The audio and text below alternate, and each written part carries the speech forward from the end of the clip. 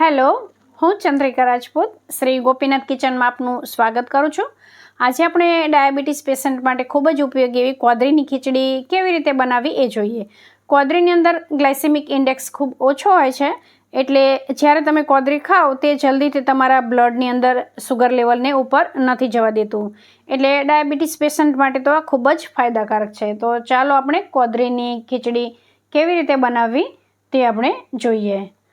તો અહીંયા આવી રીતે કોદરીનું પેકેટ મળતું હોય છે, કોઈપણ પ્રોવિઝન સ્ટોરમાં કે મોલમાં કે ઓનલાઈન એમ ઇઝીલી આ કોદરી આપણને મળી જતી હોય છે. તો આ દેખાવમાં મોરૈયા જેવી હોય છે. અને હવે આ ખીચડી બનાવવા માટે લીલા મરચાં સમારી લીધા છે, લીલા ધાણા પણ ધોઈને સમારી લીધા છે, અને મીઠા લીમડાના પાન, આદું થોડું ગ્રેટ કરી લીધું છે, અને એક ટામેટું બારીક સમારી લીધું છે. ગેસ ઓન કરી ગેસ પર કઢાઈ રાખી એમાં થોડું તેલ અને રાઈ લઈ લીધી છે. હવે એક વાટકામાં કોદરી લઈશું. તો આપણે જેટલી કોદરી બનાવી હોય એ પ્રમાણે આપણે લઈ લઈશું. તમે જુઓ, કોદરી એકદમ મોરૈયા જેવી જ દેખાશે. આ કોદરી એવું અનાજ છે કે એ બગડતું નથી, અને કોદરીના ભાત પણ બનાવાય છે. અને જે પેટના દર્દ હોય એ કોદરીના ભાત ને દહીં ખાય એટલે એમાં બહુ રાહત આપે છે. હવે તેલ ગરમ થઈ ગયું છે, રાઈ તતડી ગઈ છે, એમાં જીરું અને હિંગ એડ કરી દઈશું. એક વાટકીમાં છાશ લઈ લઈશું. છાશ થોડી ખાટી હોય એવી આપણે લેવાની, એટલે આ ખીચડી સરસ લાગે. હવે આમાં આપણે બારીક સમારેલા લીલા મરચાં અને મીઠા લીમડાના પાન, ગ્રેટ કરેલું આદું અને બારીક સમારેલું ટામેટું આ બધું જ એડ કરી દઈશું, અને થોડીવાર માટે આને સાંતળી લઈશું. આ કોદરી છે એ એવું અનાજ છે કે જે પચવામાં ખૂબ હલકું અને પોષક તત્વોથી ભરપૂર છે. પહેલાંના જમાનામાં કોઈ પણ માંદગી આવે તો રૂટીનમાં ખાવાનું હોય એ બંધ કરી અને કોદરી ખવડાવવામાં આવતી. એટલે આ કોદરી બહુ જ ફાયદાકારક છે, અને ડાયાબિટીસના દર્દી માટે તો રામબાણ ઇલાજ છે.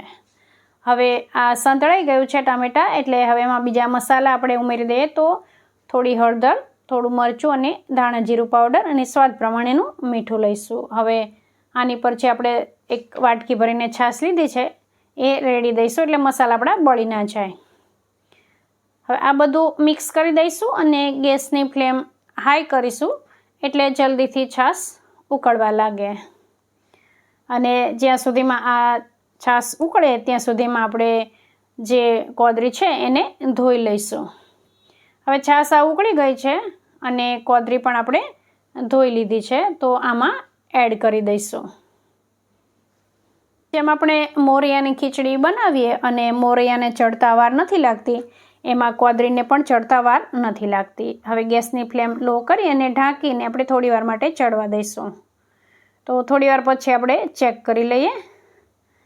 હજી આ કોદરી થોડી કાચી છે, એટલે આમાં થોડું પાણી ઉમેરી દઈશું, અથવા છાશ જે અનુકૂળ લાગે એ આપણે ઉમેરી દઈશું. અને તમને જેવી ઢીલી કે કઠણ જોઈતી હોય એ પ્રમાણેની આ કોદરી રાખવાની. હવે થોડીવાર માટે ઢાંકી દઈશું, અને ફરી આપણે ચેક કરી લઈશું.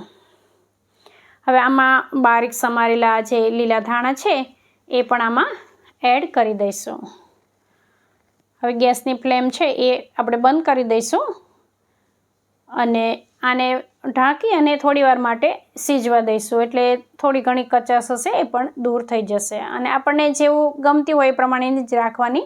કોઈને વધારે ઢીલી ગમતી હોય, કોઈને મોરૈયા જેવી અથવા ઢોકળા જેવી જોઈતી હોય તો એ પ્રમાણેની. હવે આને ઢાંકીને એમના રહેવા દઈશું થોડીવાર માટે. અને હવે જો કોદરી એકદમ સરસ તૈયાર થઈ ગઈ છે, એકદમ ચડી ગઈ છે કોદરી. હવે આને એક પ્લેટમાં સર્વ કરીશું. અહીંયા આ કોદરીની ખીચડી એકલી કોદરી લઈને બનાવી છે, પણ આમાં જેટલી કોદરી લો એટલી જ ફોતરાવાળી મગદાળ લઈને પણ બનાવી શકાય. અને એમાં આપણે જે શાકભાજી યોગ્ય લાગે એ ઉમેરી અને બનાવી શકાય. એ પણ બહુ સરસ લાગે છે.